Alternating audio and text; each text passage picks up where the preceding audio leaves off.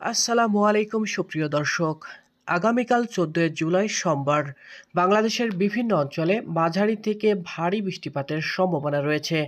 বিশেষ করে উত্তর-পূর্ব অঞ্চল, সিলেট, সুনামগঞ্জ, মৌলভীবাজার ও দক্ষিণ-পূর্ব অঞ্চল, চট্টগ্রাম, বান্দরবান, কক্সবাজার এই জেলাগুলির ওপর দিয়ে ভারী থেকে অতি ভারী ঝড় বৃষ্টি সাথে বজ্রপাতের তীব্রতা বৃদ্ধি পেতে পারে।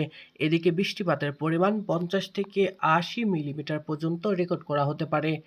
অপরদিকে পশ্চিম অঞ্চলের রাজশাহী, চাঁপাইনবাবগঞ্জ, নওগাঁ আংশিক মেঘলা ও হালকা বৃষ্টি দেখা দিতে পারে। রাজধানী ঢাকাতেও দুপুরের পর থেকে বজ্রসহ ভারী বৃষ্টিপাতের সম্ভাবনা রয়েছে।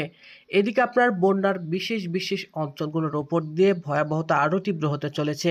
সিলেট, সুনামগঞ্জ, কুড়িগ্রাম, এদিকে আপনার নেত্রকোনা, লালমনিরহাট, গাইবান্ধা, জামালপুর ও শেরপুরের উপর দিয়ে এই অঞ্চলের নদ-নদীর পানির বিপদসীমার ওপরে প্রবাহিত হচ্ছে।